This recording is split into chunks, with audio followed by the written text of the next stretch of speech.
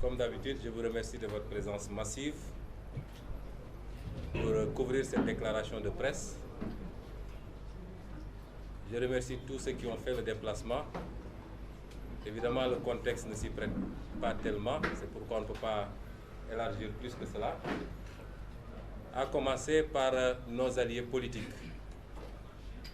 qui sont plus que des alliés, qui sont devenus le même corps politique que nous, organiquement comme fonctionnellement. Je présente mes excuses pour le retard apporté au démarrage de cette déclaration de presse. C'est un retard indépendant de notre volonté, parce que nous avons essuyé un incident avec la police nationale. C'est déplorable que M. Macky Sall déploie nos forces de défense et de sécurité, non pas à la sécurisation du territoire national, mais pour l'espionnage de ses adversaires politiques. Depuis quelques jours, les membres de ma sécurité rapprochée avaient détecté une camionnette garée près de ma maison et avec deux messieurs qui faisaient des navettes et qui se permettaient de temps en temps de prendre des photos et des films de ma demeure. Ces messieurs ont été interpellés ce matin. Il y a eu un incident entre eux et notre sécurité. Et ce que nous avons découvert dans cette camionnette ne doit rassurer aucun citoyen. Lorsqu'on a ouvert l'arrière de cette camionnette, ce qui a été découvert comme matériel électronique et de surveillance dépasse l'entendement. Et au cours de cette échauffourée, des objets ont été laissés en place.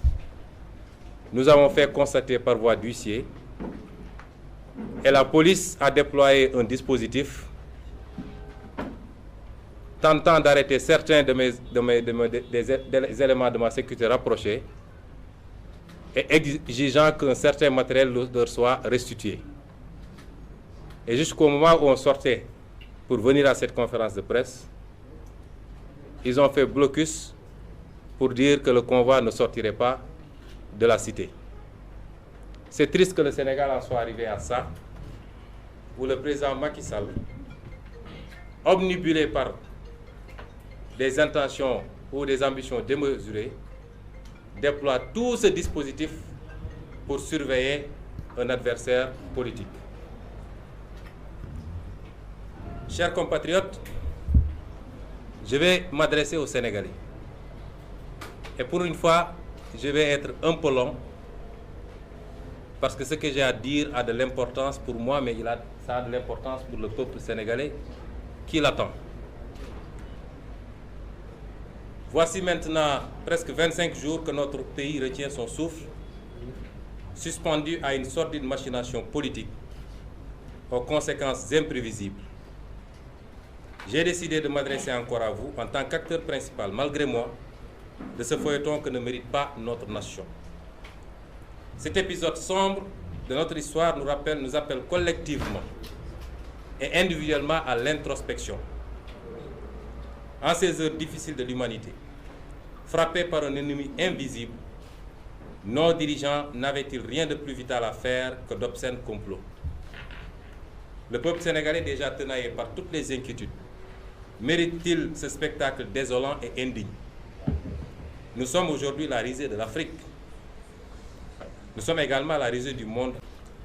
De remercier le peuple sénégalais de son élan incroyable de solidarité, malgré l'extraordinaire machine de propagande et de désinformation mise en place. Singulièrement ces pans entiers des personnalités politiques et citoyennes qui, le lundi 8 avril, sont venus partager mon hospitalité faite de grenades lacrymogènes.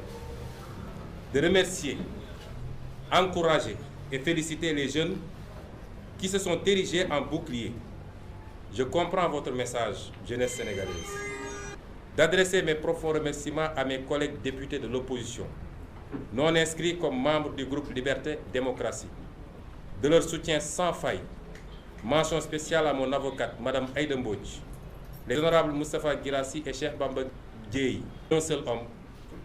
Rien n'a été oublié, sauf Dieu, l'unique omnipotent. Je m'adresse à Macky Sall et compagnie. Nous connaissons vos viles méthodes. Je vous assurer que nous avons du répondant pour jouer sur votre terre. Je n'en dirai pas plus. Les débats, les discussions, les éclairages, tout dans cette affaire atteste d'un complot, mais un complot très mal ficelé, comme ça a été dit et redit. Que ce soit les PV d'enquête de la gendarmerie, qui est le seul élément matériel disponible aujourd'hui dans ce dossier. Le PV d'enquête de la gendarmerie, qui est un PV à décharge totalement pour nous. Aussi bien les témoignages qui y sont contenus, le bulletin médical, tous les éléments de ce PV sont à décharge contre nous. Que ce soit ensuite le même PV qui, si on devait lister et énumérer les incohérences et les mensonges de la plaignante contenus dans ce PV, je crois qu'il y aurait de quoi dresser 3 ou 4 feuilles, rien que pour dresser les incohérences et les mensonges. Mais ce qui est plus important dans ce PV, c'est qu'il oriente vers la piste du complot. Puisque dans ce dossier, l'enquête a établi l'intervention active de membres de Benno Bokk Yakaar, la coalition de Macky Sall. Quoi de plus élémentaire pour établir définitivement un complot politique? J'ai répondu à Macky Sall, qui lui-même de sa bouche a sorti le terme complot, que si on était dans un pays normal, dans une grande démocratie, ce dossier aurait pu aboutir aux mêmes conclusions que le dossier du Watergate avec M. Richard Nixon. Et ce qui vient de se passer devant ma maison va dans le même sens, c'est-à-dire utiliser les moyens régaliens pour la surveillance d'adversaires politiques. Il n'y a rien de plus grave dans une démocratie. Je ne développerai pas énormément parce que je considère que vous avez tous les éléments. Mais rien que le fameux message qui a été évoqué, émanant ou transféré d'une personnalité, d'un avocat, ayant des liens particuliers avec le ministre de l'Intérieur, aurait suffi à établir cela. Et je me permettrai de vous lire ce message ici. Nous avons fait constater par voie d'huissier, et c'est un élément important.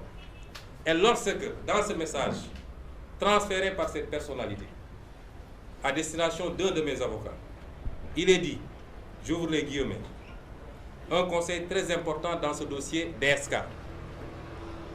L'envoyer en prison n'est pas une bonne solution. Cela va entrer le pays dans un cycle de manifestation pour sa liberté ici comme à l'étranger. Après la levée de son immunité, il faudra juste que les enquêteurs lui envoient sa convocation. Il vient répondre, il le laisse rentrer pour revenir le lendemain jusqu'à la fin de son audition. Le juge organise le procès et les avocats vont le pousser à avouer publiquement le rapport sexuel. Cela suffit et là il sera discrédité devant l'opinion. Aller vers la condamnation serait une grosse erreur et cela va installer le pays dans un cycle de manifestation. Mais libre, cette image de DSK va le suivre partout. Là, quelques questions par rapport à ce qui va venir dans les jours à venir. Parce que ce qui s'est passé tout à l'heure montre au moins une chose. L'appareil d'État, mais il n'a pas le peuple sénégalais. Et c'est pourquoi je tiens à répondre pour ce peuple qui nous regarde et qui peut se poser certaines questions. Je tiens à répondre à une question centrale. Parce que le débat qui va être agité, c'est de dire, il avait dit que si on lève son immunité, il répond à la minute qui suit. Et donc, si l'immunité est levée demain, il doit aller répondre. Si vous réécoutez ma sortie, j'avais dit, si mon immunité est levée et que les règles prévues pour la levée de cette immunité sont respectées, je répondrai immédiatement. Pour la simple raison que je sais, je connais leur méthode, leur tendance, leur habitude à piétiner, à fouler du pied, toutes les règles établies par rapport aux procédures. Et je veux dire, s'orienter vers le complot. puisque si on avait laissé le commandant continuer, il aurait exigé la communication du nom du fameux médecin qui est intervenu la nuit, il aurait exigé le nom de l'avocat qui est intervenu cette même nuit, et cela aurait conduit ou précisé la piste du complot et les autorités qui sont intervenues. Le procureur a demandé à la gendarmerie d'interrompre l'enquête et de lui transférer. Cela a été fait et immédiatement, il a transféré le dossier à un juge d'instruction réputé faible et non indépendant. J'assume mes mots. Donc, si le procureur saisit ce juge d'instruction, il a eu un PV d'enquête, mais il n'en a pas tiré les conséquences parce que dans son réquisitoire pour demander l'ouverture d'une information, ce procureur-là n'a pas osé citer Ousmane Sonko. Il faut qu'on soit très clair. Il a un réquisitoire, il a un PV de gendarmerie d'une plainte visant Ousmane Sonko, mais lui, dans son réquisitoire, il n'a pas osé citer Ousmane Sonko. Il a cité la dame propriétaire de l'Institut et X. X, c'est-à-dire un inconnu.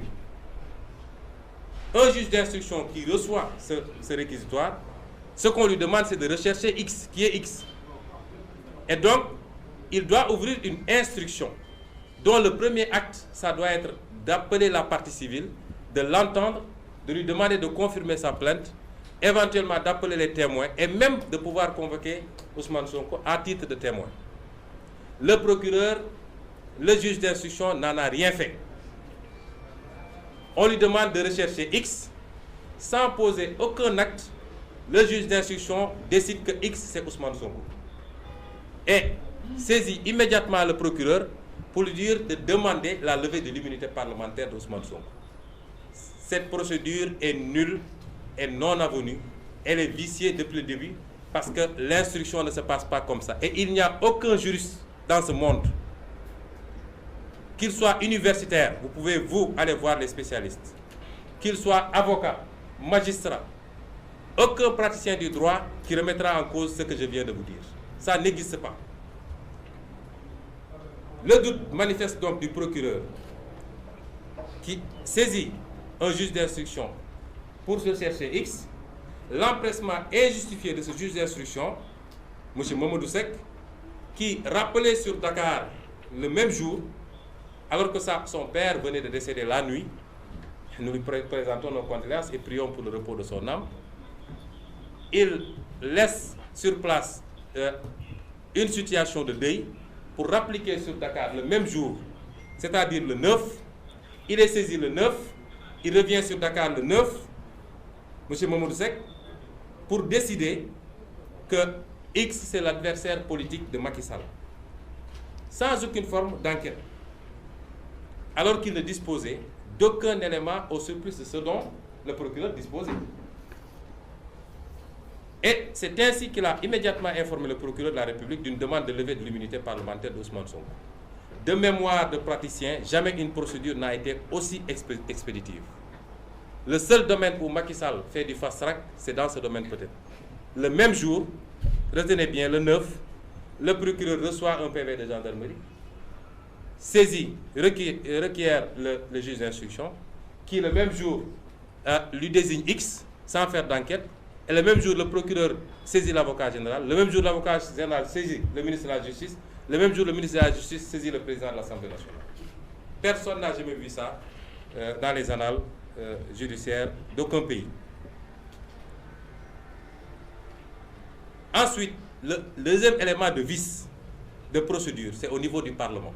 Parce qu'il faut que les Sénégalais comprennent que l'immunité qu'on confère à un élu, c'est qu'un peuple considère la mission de l'élu suffisamment importante, suffisamment sacrée même, pour que cet élu puisse bénéficier d'un certain nombre de mesures de protection.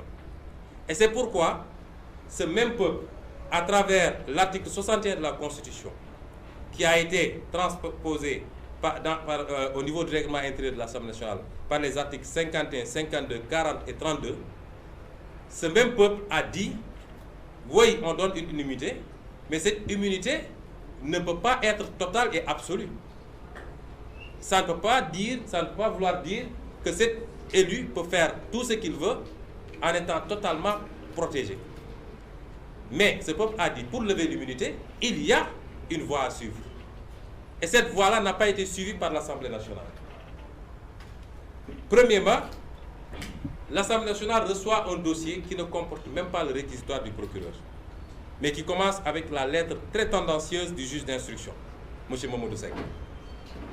Deuxièmement, les membres de la commission, qui sont une sorte de chambre d'instruction, on vous dit d'apprécier est-ce que votre collègue a fait des choses suffisamment caractérisées et graves pour justifier qu'on lève son immunité.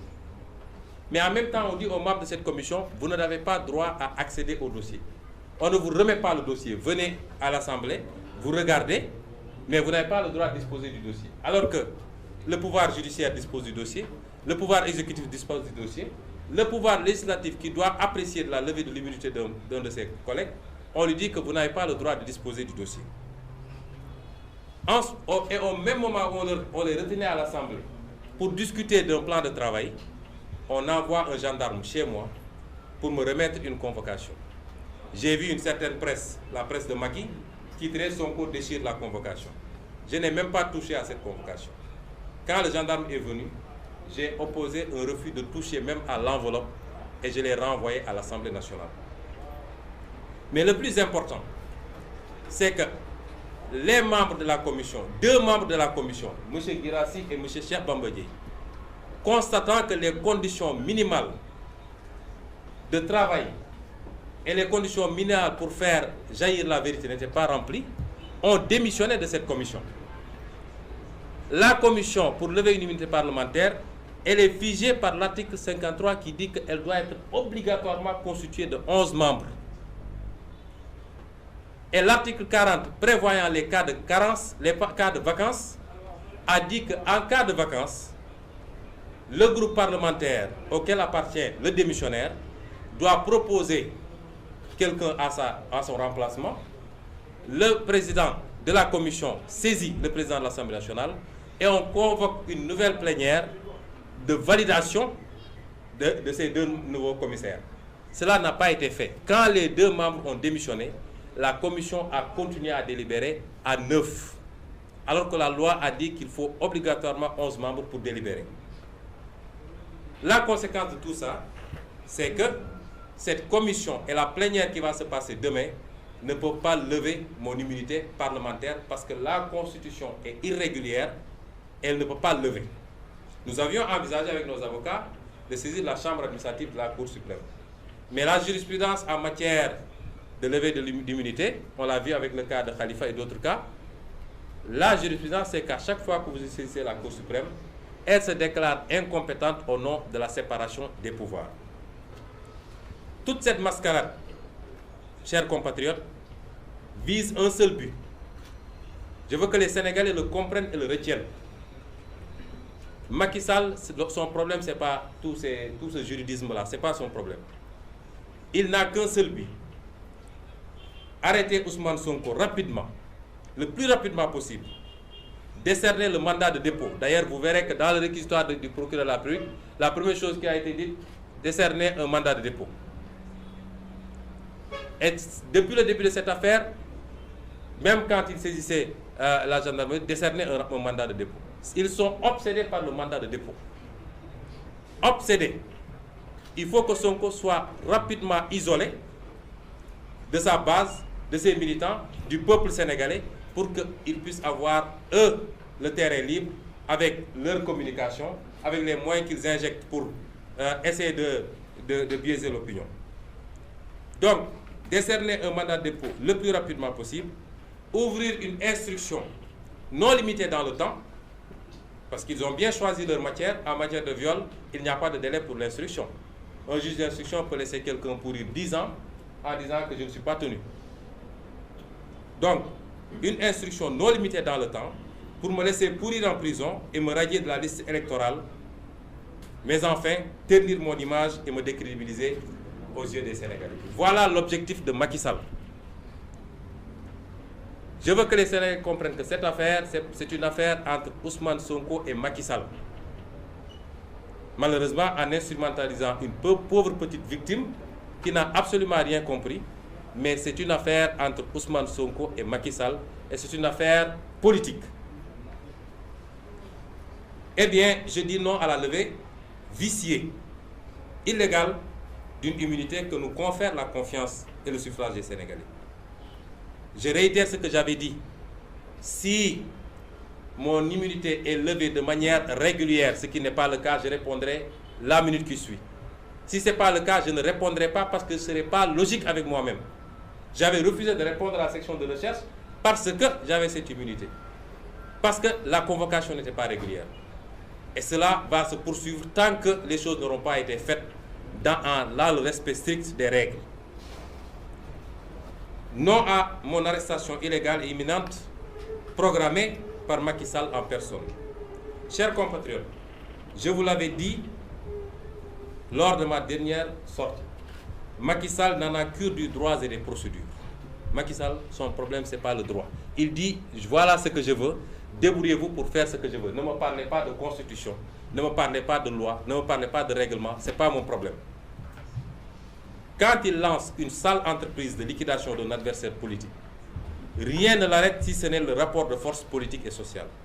D'où ma décision, moi, Ousmane Sonko, ma décision d'invoquer mon droit constitutionnel, naturel et individuel à la résistance à l'oppression.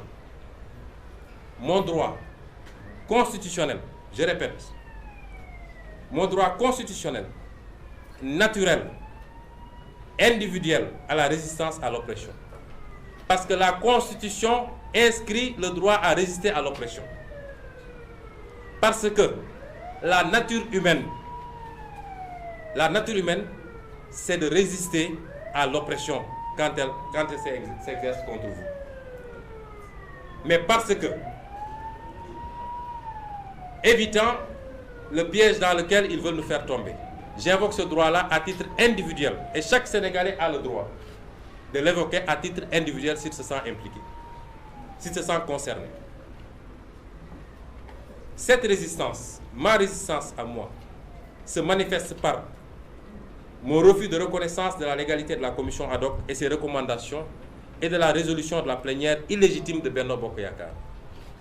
La conséquence logique qui en découle, c'est que mon immunité parlementaire, quel que soit ce qui se passera demain dans leur machin, mon immunité parlementaire demeure intacte. Cette résistance se manifeste également par la récusation de Mamadou Seck. Et mes avocats ont déjà déposé hier la demande de récusation, la demande en récusation de M. Mamadou Seck, ce juge partial du 8e cabinet, non indépendant du procureur de la République et du gouvernement de Macky Sall. J'invite les Sénégalais par là même à prêter un œil attentif au doyen des juges d'instruction, Samba Sall, pour toute participation éventuelle au traitement de ce dossier. Car c'est connu de tous les coups foireux contre les opposants politiques aux citoyens au régime de Macky Sall passent par ce triangle des Bermudes judiciaires, Bassirou Gueye, Samba Sall, Mamadou Seck. Tous les coups foireux contre les opposants. Qu'il soit un opposant politique, un opposant activiste, un opposant de la société civile, tous les coups foireux passent par ce triangle. Tout le monde le sait. Si Macky Sall veut me liquider, il devra pour une fois accepter de se salir les mains au lieu de se cacher lâchement derrière ces barbouzes de la justice. Parce que tout le monde connaît son habitude, il instrumentalise la justice et à chaque fois qu'il est interpellé, il dit c'est un problème de la justice. Nous savons tous que c'est lui qui tire les ficelles. Et pour une fois, s'il veut me liquider, moi, parce qu'il doit comprendre qu'il n'a affaire ni à un peureux, ni à un poltron. S'il veut me liquider, il faudra pour une fois qu'il accepte de se salir les mains et lui-même. Mais je tiens à dire ici et maintenant que, en dehors de quelques petits soucis rhumatismaux bénins, je ne souffre d'aucune maladie cardiaque, pulmonaire, rénale ou autre diabète. Je suis en excellente santé par la grâce de Dieu. En conséquence, Macky sera responsable personnellement de tout ce qui pourrait m'arriver, notamment en termes d'empoisonnement par quelques moyens sophistiqués. Je tiens l'opinion nationale et internationale à témoin et c'est très important. Chers compatriotes, je lance un appel à la nation sénégalaise, sans exclusive. Le moment que nous vivons est historique. Il est donc forcément très grave. Il est temps que chacun comprenne que Macky Sall est prêt à tout pour son obsession dynastique, y compris compromettre notre acquis le plus fondamental, c'est-à-dire la cohésion sociale. Il nous est revenu des jeunes arrêtés que lors des interrogatoires, 2 questions leur étaient posées. De quelle région êtes-vous? À quelle ethnie appartenez-vous? Ceci est particulièrement grave. C'est une violation flagrante de la Constitution sénégalaise. Chers compatriotes, refusons ce dessein funeste visant à instaurer le chaos pour justifier le recours à toutes sortes de méthodes de répression sur le peuple. Nous sommes tous, nous Sénégalais, et simultanément, en chacun d'entre nous, on retrouve, donc nous sommes tous simultanément, Wolof, Serer, Alpulaar, Joola, Mandeng, Bassari, Mankagne, Bambara, Diakhaké, Ndiago, Peul et j'en passe. Nous sommes simplement une nation unie. Et je suis l'exemple achevé de ce métissage qui fait de nous tous un et un seul peuple. Cette affaire qu'ils ont voulu instrumentaliser pour diviser les Sénégalais les a au contraire rapprochés. Comme ma propre et modeste personne, les fédère au-delà des ethnies, des régions, des religions, des tarikhas, des âges et des sexes. Vous me permettrez, chers compatriotes, de consacrer quelques développements spécifiques à la Casamance, que mes adversaires n'ont cessé d'utiliser anticonstitutionnellement, je le répète, mais qu'ils n'ont cessé d'utiliser comme une arme politique contre moi depuis mon intrusion dans la scène politique. Depuis 6 ans que je suis sur la scène politique, jamais on a autant entendu parler de l'appartenance régionale ou ethnique d'un leader politique au Sénégal. Comme si c'était un crime d'appartenir à la Casamance, même si je revendique d'autres appartenances parce que je suis métissé, sénégalaisement métissé. La situation qui s'y déroule en Casamance, depuis presque 40 ans, nous meurtrit profondément. Mais je tiens à dire que la Casamance n'est ni Joola ni Serer. J'ai à côté de moi Dr Cheikh Tidiane Dièye, qui est plus casamancé que moi, qui est né à Ziguinchor, qui a grandi à Ziguinchor, qui a étudié à Ziguinchor, dont les parents sont à Ziguinchor. Si vous voulez voir le melting, un vrai melting, allez en Casamance.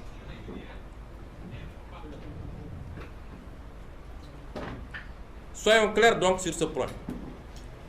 Comme j'ai eu à le dire dans mon ouvrage Solutions pour un Sénégal nouveau, et lors de mon meeting de Bignona, lors de la campagne présidentielle de 2019, nous sommes foncièrement, mais alors foncièrement contre toute idée d'indépendance et même d'autonomie d'une quelconque partie du territoire national. D'une quelconque partie du territoire national. Mieux encore, en tant que panafricains, nous ne croyons même pas à la viabilité de nos frêles États volontairement balkanisés par le colon pour annihiler toute ambition de grandeur et de puissance de l'Afrique. Aucune fission n'est plus admissible. Nous devons au contraire tous œuvrer inlassablement à la construction de grandes fédérations continentales, à l'est, à l'ouest, au nord, au sud et au centre, qui devront ensuite culminer vers la grande confédération africaine. Nous ne sommes pas d'accord avec ceux qui ont pris les armes en Casamance, quelles que soient les frustrations à la base. Mais ce sont nos frères et nos sœurs, nos oncles et nos pères, et je ne le régnerai jamais. Ce sont des Sénégalais tout court, et il faut les réintégrer comme tels. Et c'est pourquoi, la seule fois où moi j'ai admis, puisqu'après, de 2019 à maintenant, beaucoup d'émissaires sont venus me voir, prétendant être envoyés par Macky Sall pour voir comment on pourrait travailler ensemble. Je les ai toujours éconduits. Et un jour, un émissaire est venu, un grand homme d'affaires que je ne citerai pas, et je lui ai dit, je ne travaillerai jamais avec Macky Sall. Je ne serai jamais dans un gouvernement avec Macky Sall. Mais je suis prêt à travailler sur une question. Le règlement définitif de la crise casamançaise. Et je n'ai pas besoin de poste ou de salaire ou de véhicule. J'ai besoin juste, puisque c'est une question de sécurité intérieure, j'ai besoin juste d'une habilitation de l'État du Sénégal et je prendrai sur moi d'entreprendre des démarches pour un règlement définitif de cette question.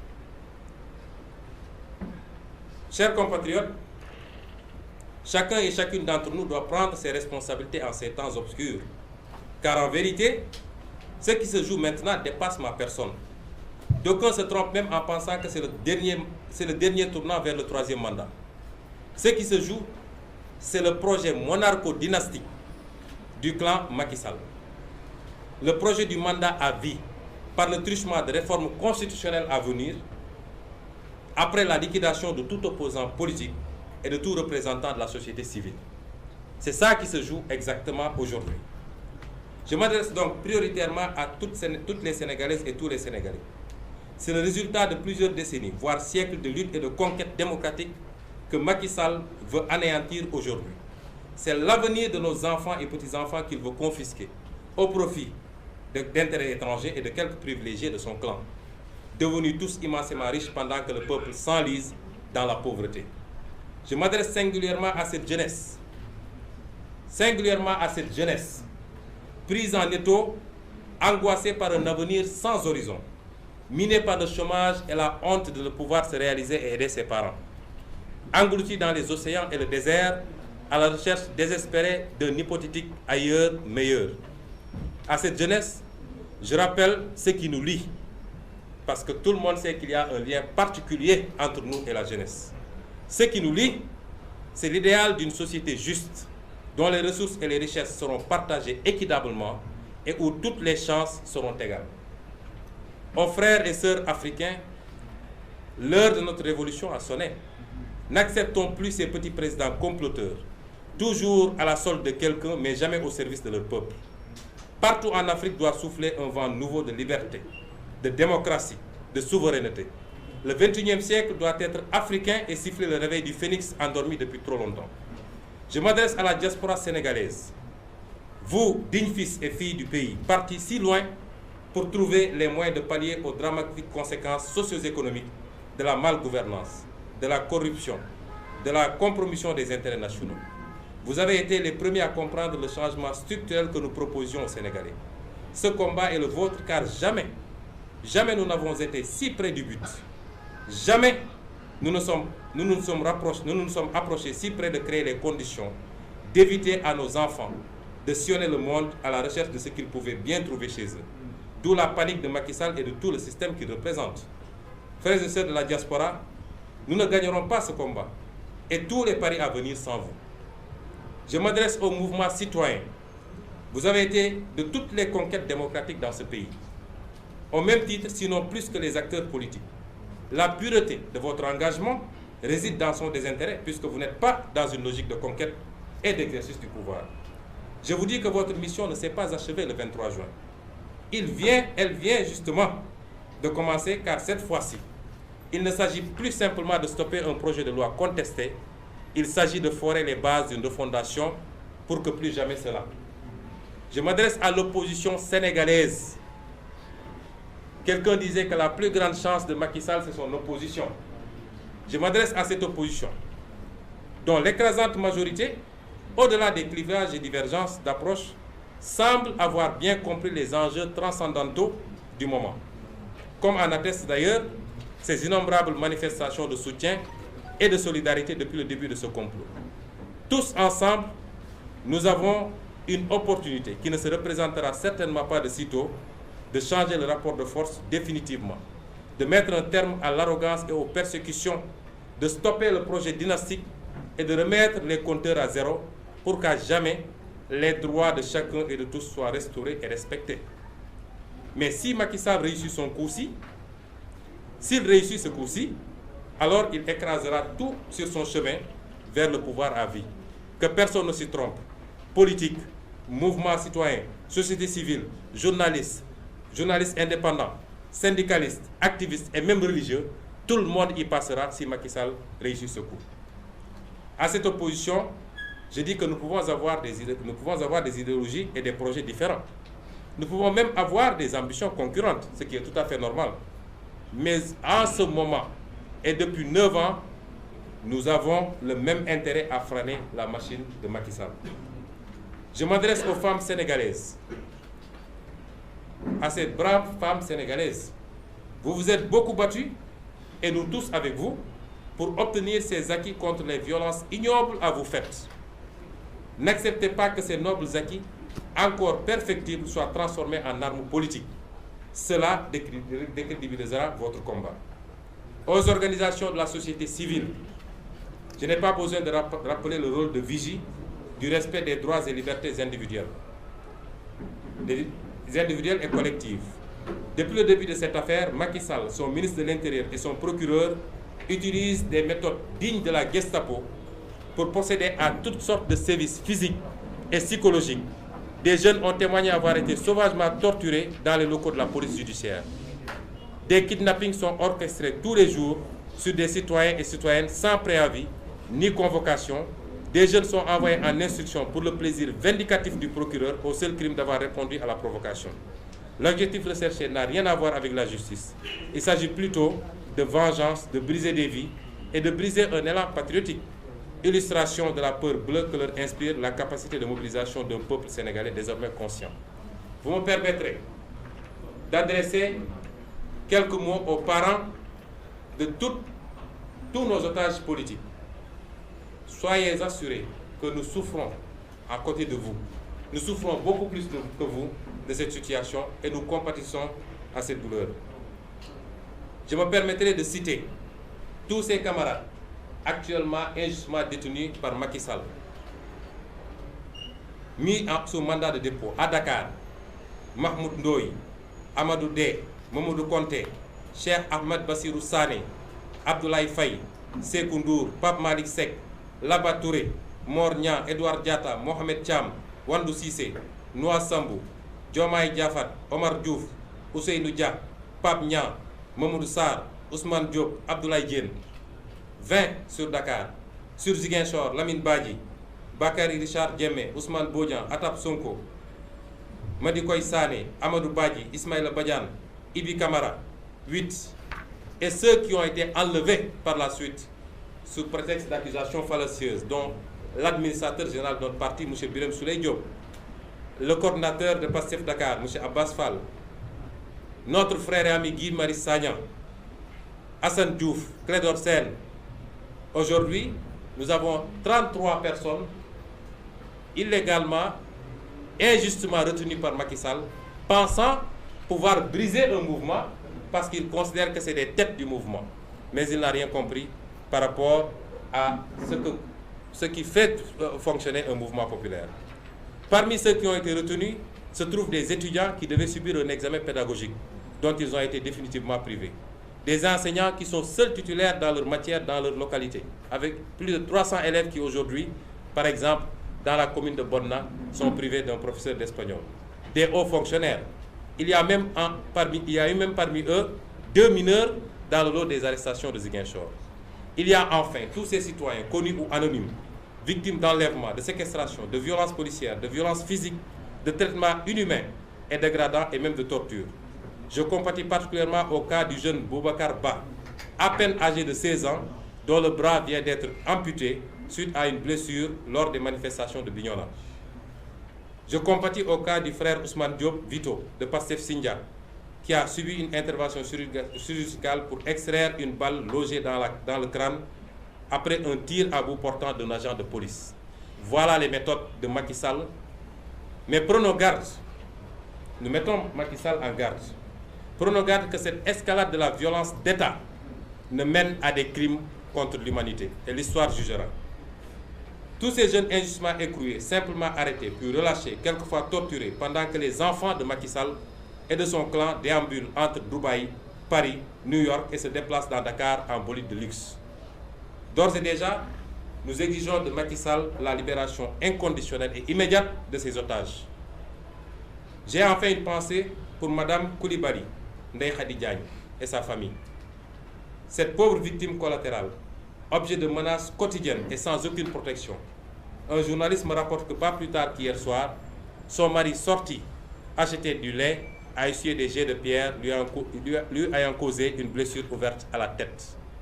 Je rappelle à Macky Sall que les gens ne supportent pas le sentiment d'injustice. La pauvreté, le froid, la faim même sont plus supportables que l'injustice. Que l'injustice appelle l'injustice. Mais au peuple sénégalais, parce que c'est important, nous ne devons plus être un peuple spectateur et observateur, restant dans les salons à commenter. Au peuple sénégalais, je dis ceci. Le sentiment d'injustice ne suffit pas pour vaincre l'injustice. Ma conviction, c'est que 99% du peuple sont conscients de l'injustice quotidienne du régime Macky Sall, de la dictature même qui est en train d'être instaurée au Sénégal. Mais je dis à ce peuple-là, il ne suffit pas d'en éprouver le sentiment, puisque le simple sentiment d'injustice ne suffit pas pour vaincre l'injustice. À notre gendarmerie nationale, votre devise est l'honneur et patrie. Votre devise est honneur et patrie. Telle a été votre attitude exemplaire dans la conduite impartiale de cette enquête, malgré les pressions énormes des comploteurs. C'est cette gendarmerie-là, éminente institution de notre République, que nous aimons, nous Sénégalais, que le peuple réclame, que le peuple admire et respecte. Vous êtes, vous, de la gendarmerie, les garants impartiaux de notre sécurité à tous, pas seulement de la sécurité de Macky Sall, pas seulement la sécurité de son clan, mais vous êtes les garants impartiaux de notre sécurité à tous. À la police nationale, je dis que vous êtes des citoyens comme tous. Nous vous savons très majoritairement patriotes. Faites votre travail, certes, mais évitez de verser dans toute violence et excès de zèle répressif. Chers compatriotes, je vous appelle enfin à faire bloc et à vous dresser contre ce projet d'effacement de notre démocratie. Parce que ce qui se passe n'est rien d'autre qu'un projet d'effacement de notre démocratie. Sachez qu'à chaque fois qu'une dictature a pu s'installer et prospérer, c'est parce qu'une écrasante majorité du peuple a abdiqué face à une infime minorité qui a su jouer sur leur peur. Mais rappelez-vous que rien ne résiste à la volonté et au courage d'un peuple. Ce qui se passe partout dans le monde est édifiant. Rien, absolument rien, ne résiste au courage et à la volonté d'un peuple. Et le courage, chers compatriotes, comme disait Mandela, ce n'est pas l'absence de peur, mais le courage, c'est la capacité à la vaincre. Travaillons à vaincre nos peurs pour l'avenir de nos enfants et de nos petits-enfants. Debout contre l'arbitraire, ensemble nous vaincrons. Je vous remercie. Résistance! Résistance! Résistance! La résistance! mbokk yi maa ngi tënk li ma wax ci nasaraan